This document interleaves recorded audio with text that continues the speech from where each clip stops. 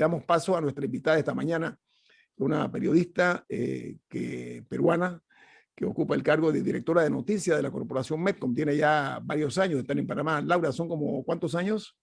9, Nueve cumplo este años año. dirigiendo los servicios informativos de la corporación Medcom. Ha también sido parte del equipo del diario El País, ha representado también al New York Times en su país, Laura, ¿no? Y laboraste Sí, con, importante, ella fue la periodista que le manejó la parte informativa a José Ugaz en el caso Caiga quien caiga, Laura, ¿no? Ajá, o sea que sí, Laura tiene, bueno, Laura, bienvenida, es un gusto tenerte aquí en muchos años de recorrido. muchos años, una trayectoria importante, pero hoy en particular te invitamos, Laura, porque en tu país, en Perú, hay un duelo presidencial entre dos candidatos radicales, cada uno en su área. Es producto de o el fruto de una amarga y larga trayectoria de fracasos políticos en Perú. ¿Cuál es tu diagnóstico, Laura, de lo que está ocurriendo en tu gran país? Sí, primero uno que quiere tanto a su país, ¿no? Claro. Estamos enfrentados pues a un dilema porque tenemos por un lado un candidato que ha sido, digamos, ha salido casi como de la nada. Que en Perú sucede mucho eso, que en las últimas semanas, ¡prum!, surge alguien que estaba en cero y de pronto Pedro Castillo subió de cero en las encuestas a 19, que fue con lo que ganó la primera vuelta.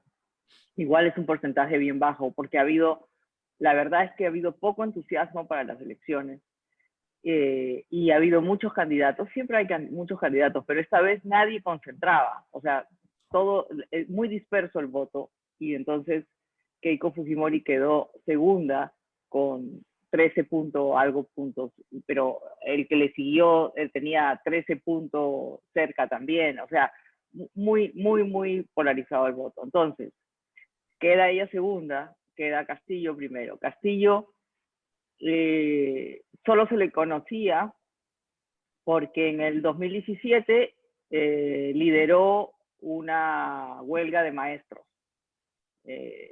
Y para él llegar a ser líder del sindicato, de una de las facciones del sindicato de maestros, tuvo que hacer pactos con Movadef, que es el brazo legal de Sendero Luminoso.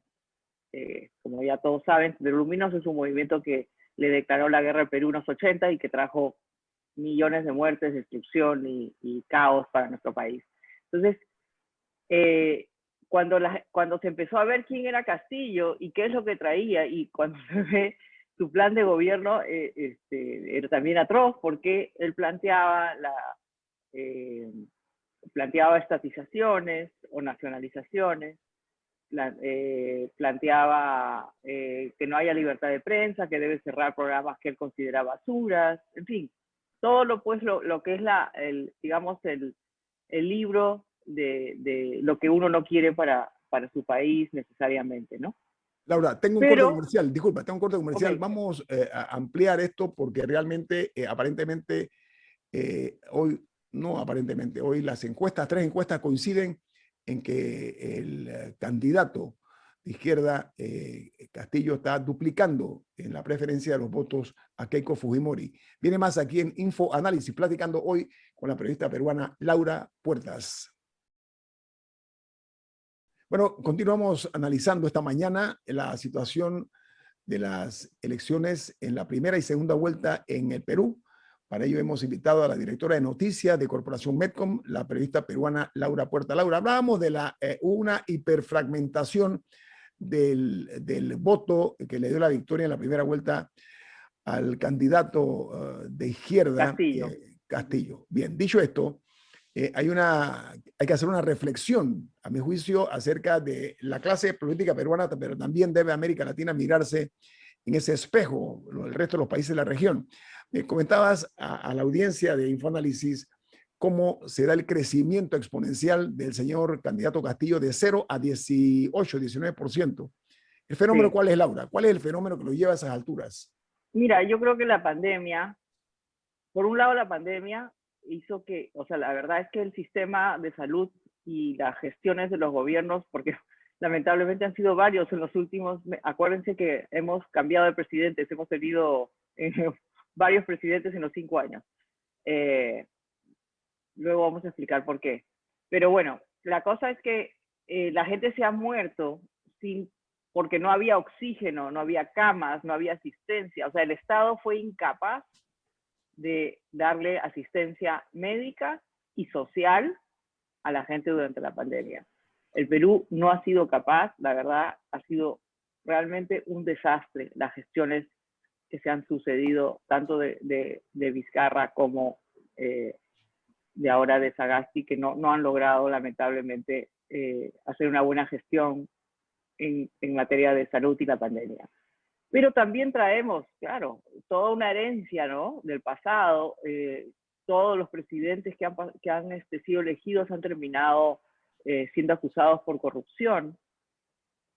Hay un desgaste de la clase política. No hay partidos sólidos. Todos son movimientos que se generan para las elecciones. Eso también es un problema. Y entonces hay como vientres de alquiler. De hecho, Castillo no tenía partido, y el que tenía un partido no podía hacerlo porque tenía una condena por corrupción y estaba inhabilitado, Gustavo Cerrón. Entonces él busca a Castillo para que sea su candidato, ¿no? Así están las cosas en el Perú. Es terrible, la verdad. Y entonces, bueno, así llega Castillo. Y ahora no sabemos si esta subida hasta 41 es todavía producto de ese empujón que tuvo, pues porque venía de 0 a 19 y de ahí puede haber subido a 41, si va a tener un techo o va a seguir subiendo.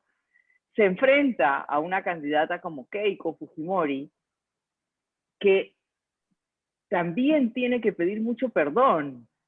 Keiko perdió las elecciones con Pedro Pablo Kuczynski hace 5 años y no reconoció, o sea, no quiso reconocer el triunfo y se dedicó, y tenía mayoría en el Congreso, y fue un constante petardeo al Poder Ejecutivo. O sea, desde la Asamblea al Poder Ejecutivo censuraban gabinetes, vinieron las censuras, las vacancias, la vacancia presidencial, que es debe ser pues un recurso de última instancia, cuando me imagino pues que hay una cosa muy grande, se ha utilizado mucho y repetidas veces en Perú en los últimos años. Entonces, ella, yo creo que ha equivocado su campaña y está poniéndose, ella es en lugar del comunismo que quiere llegar, pero yo creo que a la gente, ¿qué le importa al Perú rural, profundo, que no tiene que comer, no tiene salud, no tiene nada, si se llama comunismo, derecha, izquierda?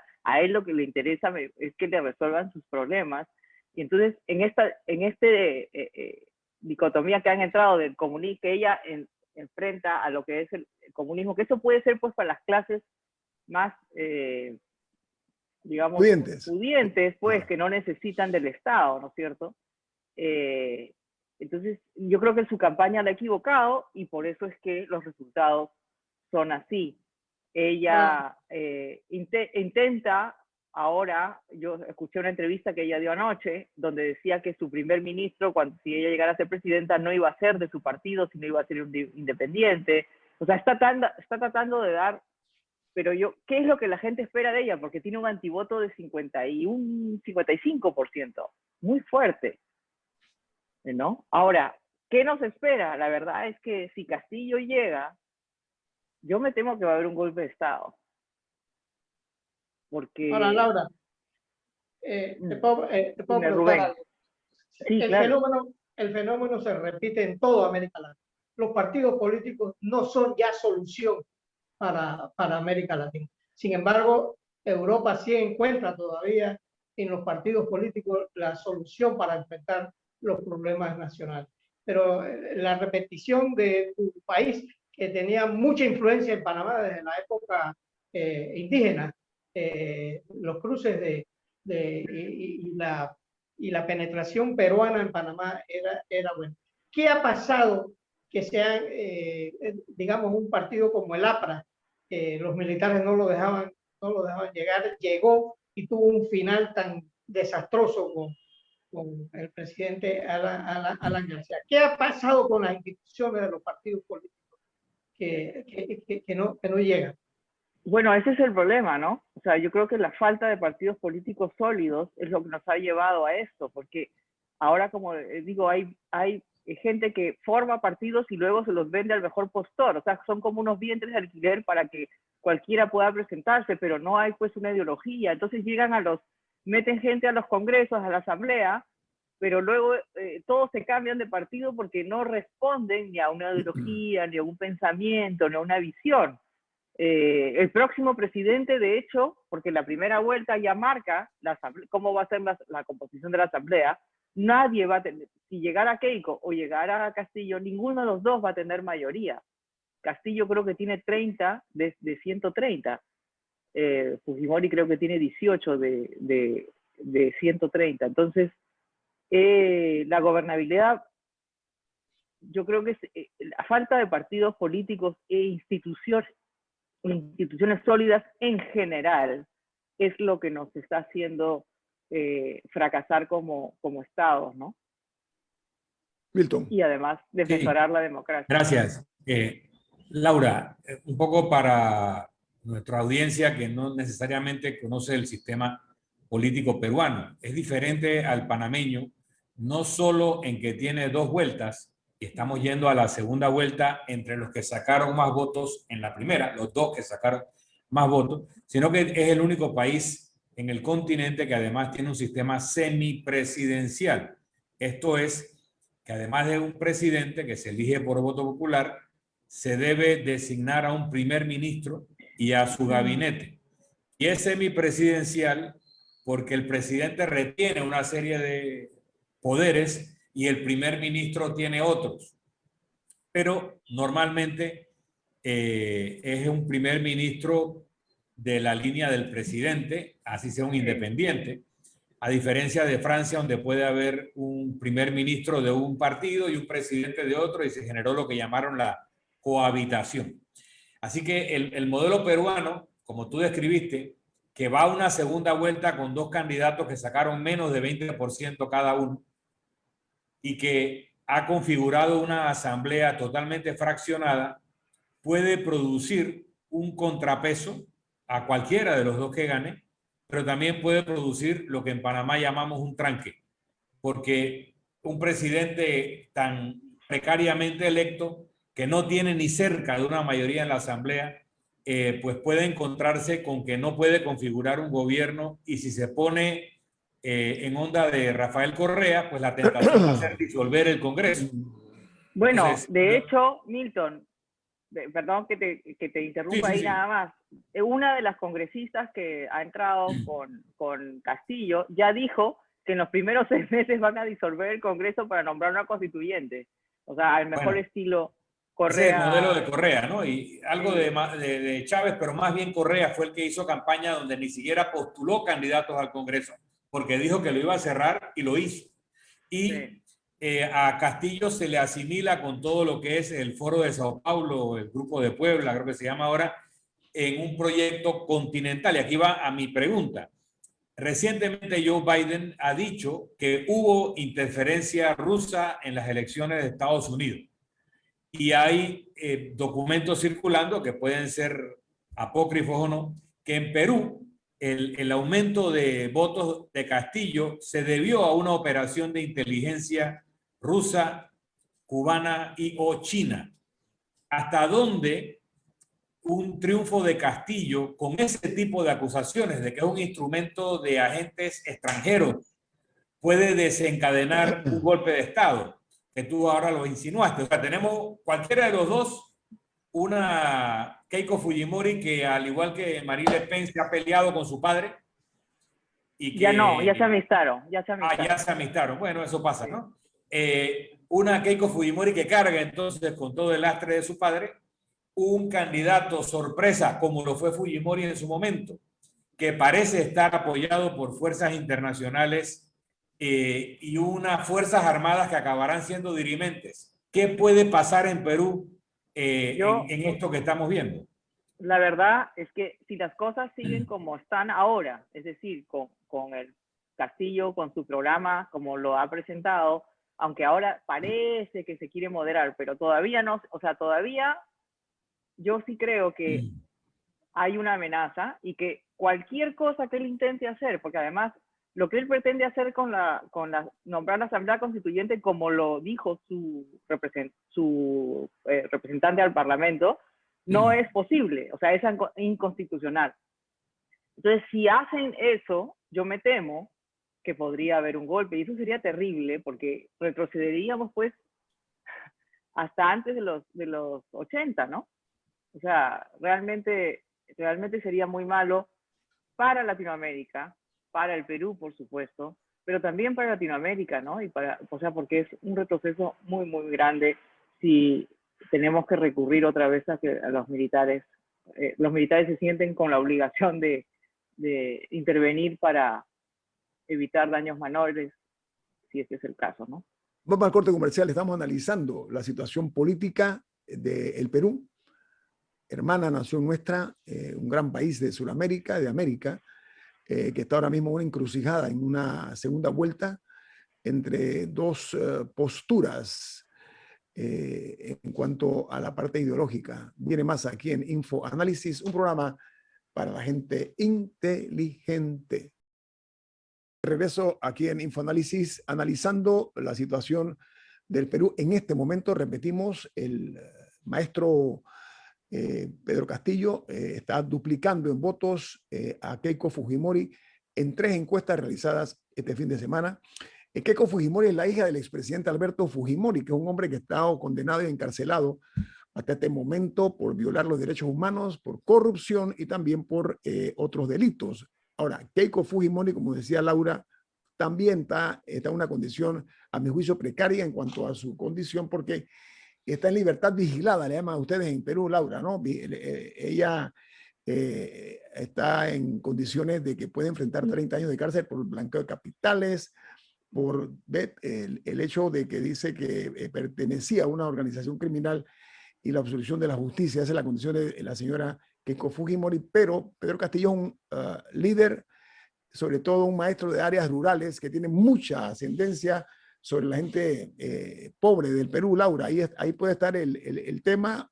Mira, la última encuesta realmente casi gana en todo el país, y incluso en Lima, que debería ser, digamos, el bolsón de Keiko, Keiko le gana solo por 2%, o sea, está con el margen de error. Entonces, hasta en Lima la ha empatado, digamos. Ahora, Laura, sí, el 61%, estaba viendo, el 61% de los peruanos señalan que la principal problemática de tu país es la corrupción.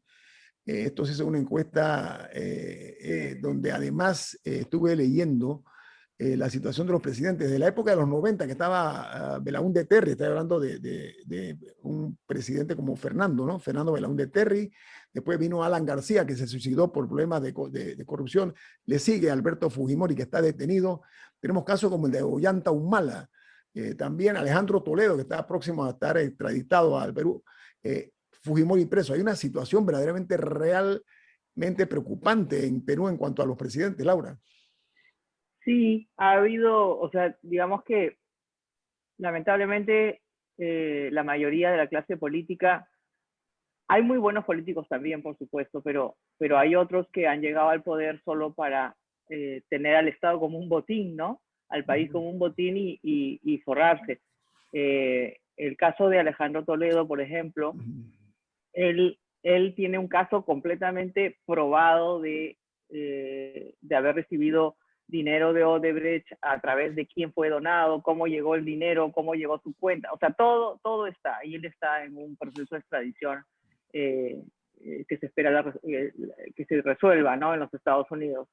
Sí, pues hay mucha deslegitimación de la clase política, hay mucho descrédito, y eso es yo creo que ese ha sido el caldo de cultivo para que una opción como la de Castillo, que no sabemos a dónde, o sea, digamos que para muchos nos va a llevar al abismo, ¿no?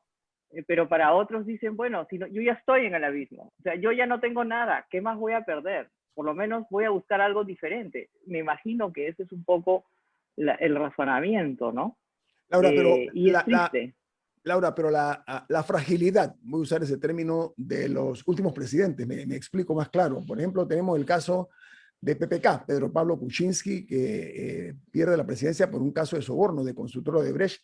Martín Vizcarra, en un caso también atípico. Manuel Merino, ve que solamente duró 5 días, o sea, una tragedia realmente en los últimos años en Perú en cuanto a la figura presidencial.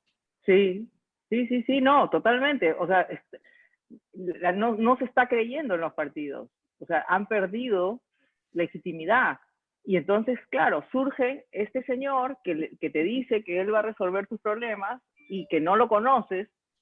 Y entonces dices, bueno, de repente, pues alguien que además es parecido a mí, luce como yo, es un profesor. Los profesores siempre son muy bien, son respetados, pues, en general.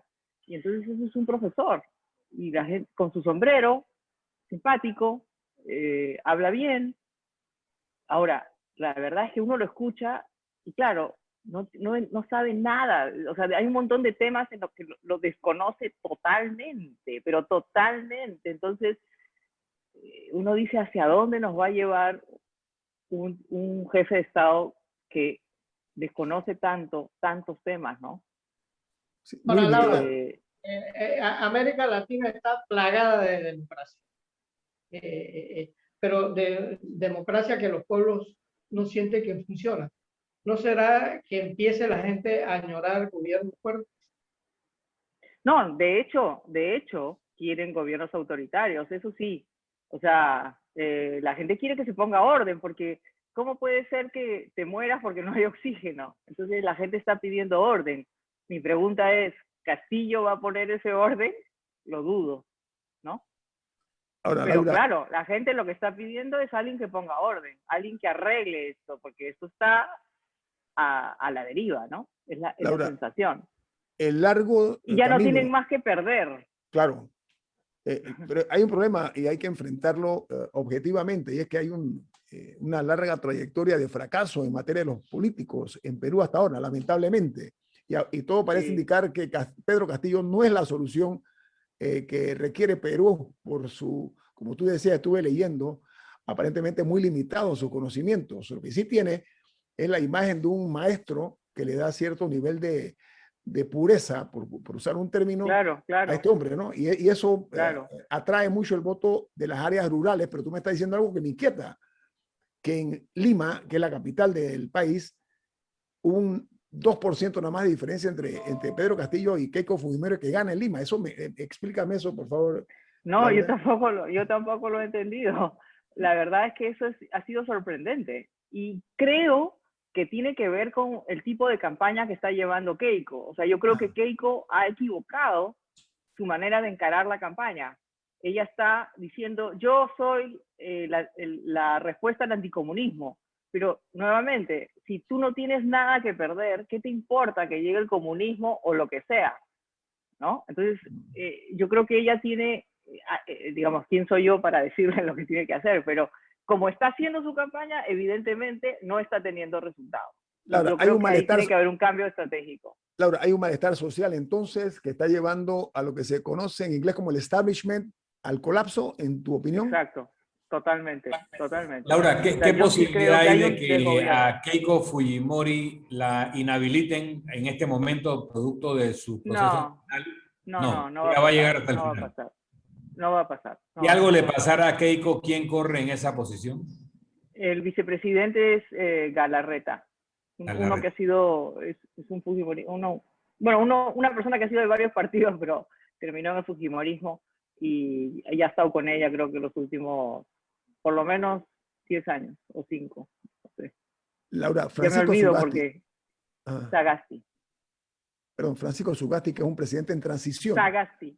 Sagasti, gracias, muy amable. Desde tu perspectiva, el rol que él puede jugar en esto. Primero no tiene fuerza, ¿no? O sea, es un presidente de transición, pero que además tiene la pandemia encima, el proceso de vacunación no está haciendo, no pudo, cuando llegó no había vacunas, se encontró con el problema con las vacunas chinas, y luego recién ahora parece que está encaminándose un poquito, pero no, pues no es que todo el Perú se está vacunando y la gente siente que está recibiendo algo, por lo menos ahora por lo menos tendría que recibir vacunas, ¿no? O sea, digamos algo, pero es difícil. Y entonces dudo mucho que él pueda, digamos, servir como...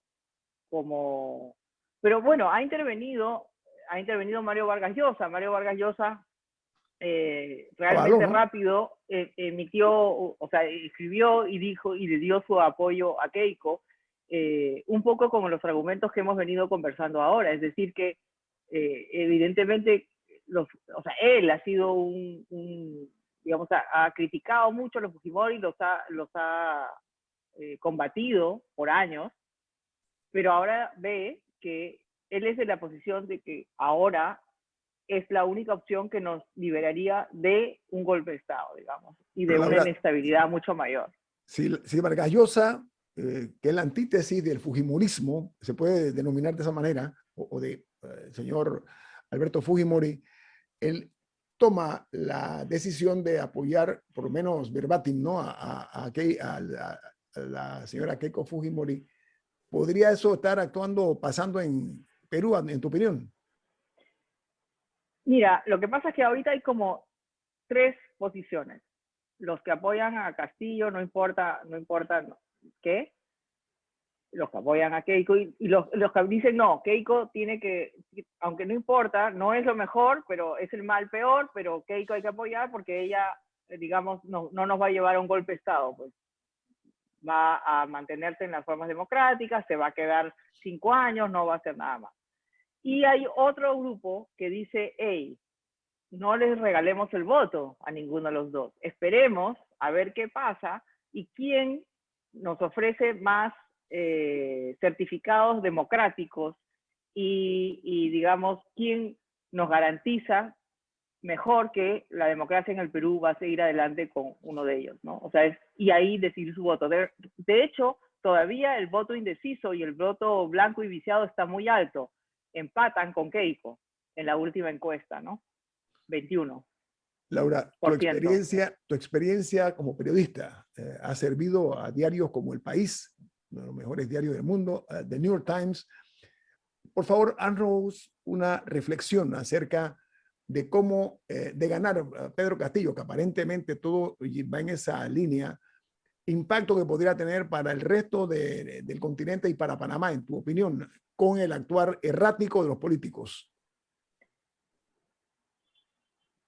Ojalá que no suceda. Yo creo que todavía hasta el 6 de junio hay muchas cosas que pueden pasar. Yo espero que así sea. Pero si el pueblo peruano decide que Castillo es su presidente y Castillo sigue con el programa con el que se ha lanzado, o sea, porque todo es un sí y sí, ¿no? O sea, si Castillo sigue con el programa que se ha lanzado pretendiendo disolver el Congreso, nombrar una constituyente y cambiar las reglas del juego, sabe Dios para qué, me temo lo peor. Me temo lo peor para América Latina. Sería un muy mal ejemplo.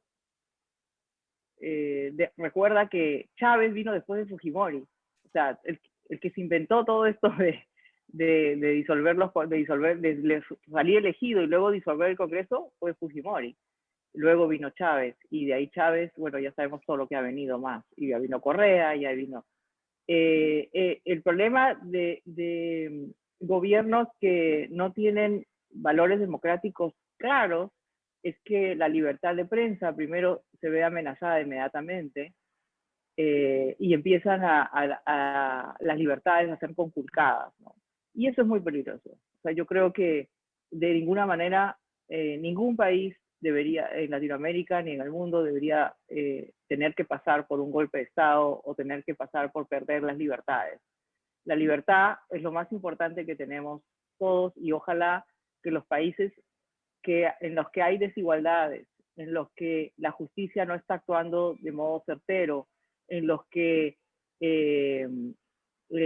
la impunidad es una regla, vean en este espejo de lo que podría pasar si no se toman medidas correctas y adecuadas. Ahora, apreciamos en su justa medida y muchísimo tu participación esta mañana en Infoanálisis. Esperemos que para tu país, para Perú, vengan mejores días y ojalá que se imponga la razón y que la decisión sea la mejor para Perú. Laura, que tengas un buen día. Muchas gracias. Gracias a ti, gracias Milton, gracias Rubén, gracias a todos. Vamos al corte comercial. Chao. Esto es Infoanálisis, un programa para la gente inteligente.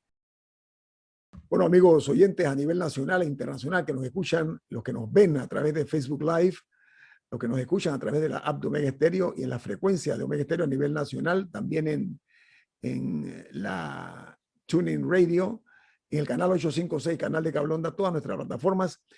Hay una situación de una noticia que es inquietante y es que dice que a Panamá, a través de los puertos de entrada, particularmente, entraron 271 personas al país que estaban contagiadas, venían del extranjero. Y esto es preocupante porque han habido señales de que en el aeropuerto de Tocumen se tienen que mejorar las condiciones de controles. Milton y Rubén, ¿qué opinan ustedes? Bueno, el primer problema es que se ha privatizado la atención en el aeropuerto. Y ahí está la falla. En cuanto a vacunación, Sí, sí, pero ¿qué pasa? Que gente que le hacen la prueba Ajá. y sale que tienen coronavirus. Y entonces las obligan a inyectarse. Y después resulta que le hacen otra prueba y resulta que no la tenían. Entonces, eso es un problema. Las cosas, cuando se hacen por negocio, Guillermo, llegamos a que el aeropuerto de Tocumen no es seguro para proteger. ¿Por qué? Porque se ha privatizado la atención. Y eso es peligroso, Guillermo. ¿Cuál puede ser? O sea, pensemos que es una cuestión de preferencia sin medir consecuencias en el sentido de que haya optimización por una parte y por la otra. El Estado, Guillermo, yo me vacuné el mismo día que tú y yo vi la atención perfecta que tiene el Estado en las escuelas. Pero en el aeropuerto está pasando algo indebido. Es indebido. Ok. El otro tema aquí es que han ido bajando las cifras en Panamá, felizmente. Ayer se registraron solamente 2 muertes en las últimas 24 horas. Eso, y los contagios fueron 271 las personas contagiadas.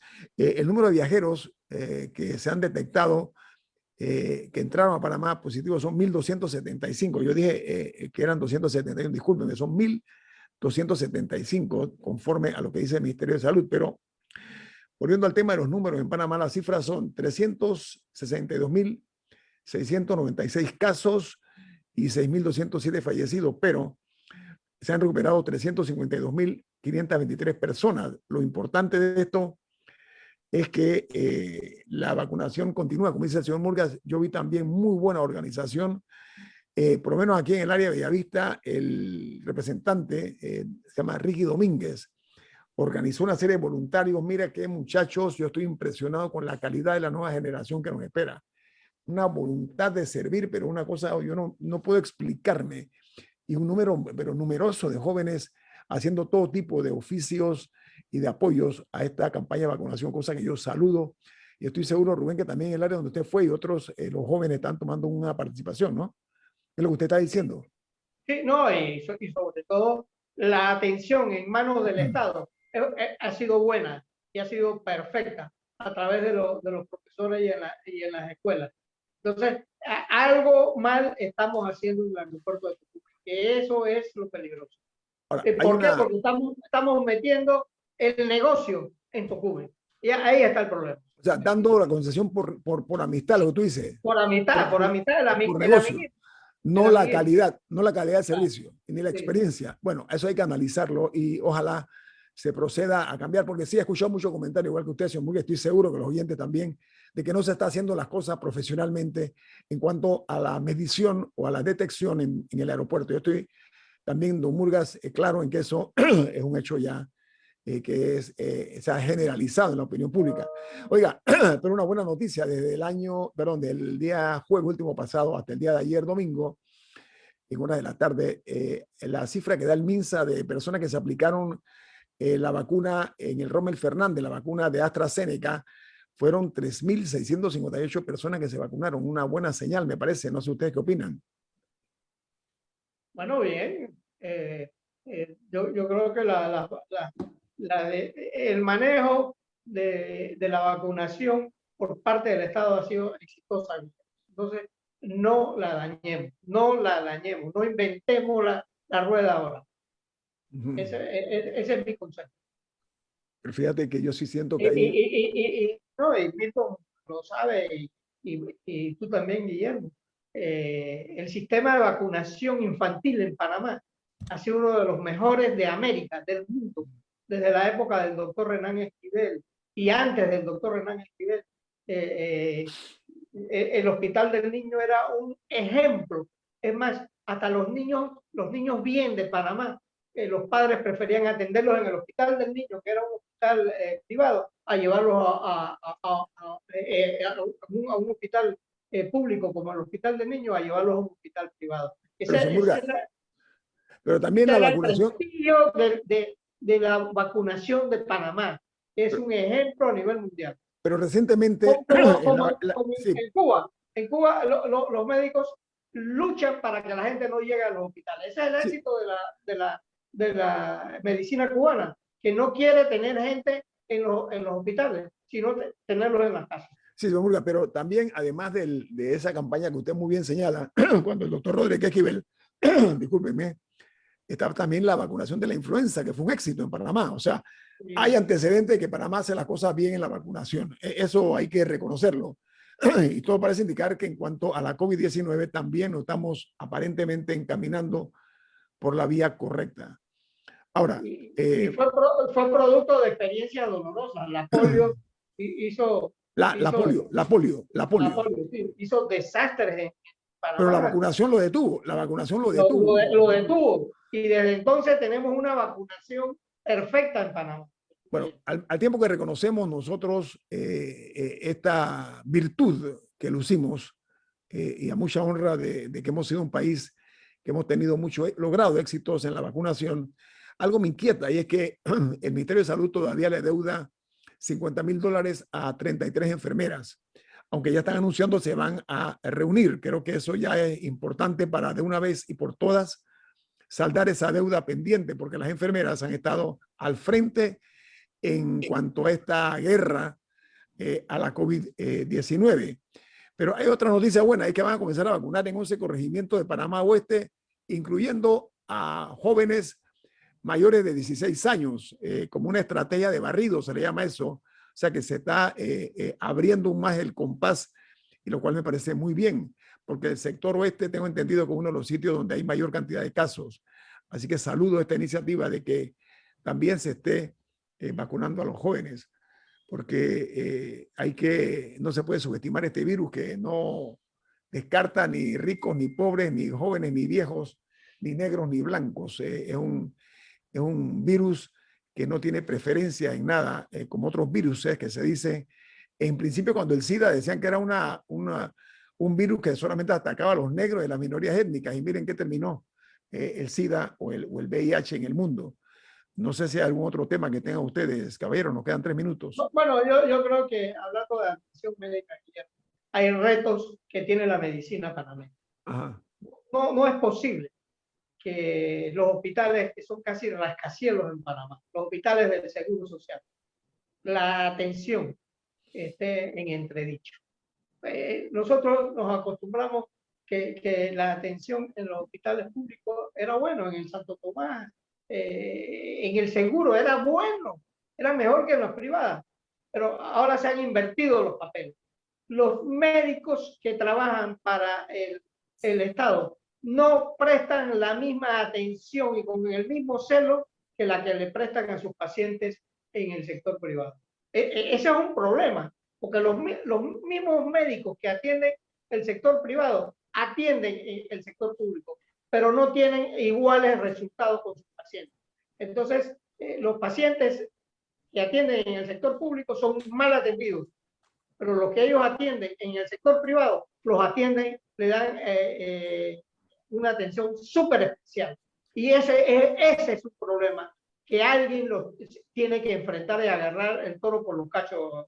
Señor Murga, hay una nueva generación de médicos que creo que está por encima de ese tipo de situaciones que usted está señalando. Hay jóvenes que tienen muchísimo interés. Ojalá y sea así, pero jóvenes, la atención en los hospitales públicos no es la misma que en los hospitales privados. Bueno, también tiene que ver, señor Murga, que hay mucha mayor cantidad de personas que van a los hospitales públicos. Y quiero ser justo en eso. El volumen es mucho mayor que en la privada, ¿no? Hay que aceptarlo para poner la cosa en un balance. No obstante, estoy de acuerdo con usted que la ética debe prevalecer y la calidad humana debe prevalecer en cuanto a los criterios. Yo fui en días pasados por un caso de una persona cercana a mí que estuvo en Santo Tomás y vi el movimiento de personas que hay en Santo Tomás, sobre todo en el área de urgencia, es una cosa impresionante. Pero vi un grupo de jóvenes médicos ahí también y no tan jóvenes. Cuando digo jóvenes, estamos hablando de personas menos de 50 años, ¿no? Los vi muy interesados en dar el servicio. Y el Santo Tomás bastante limpio, o sea, me impactó positivamente el Hospital Santo Tomás. Bueno, ya que no hay ningún otro tema y viene Álvaro Alvarado con su programa Sin Rodeos.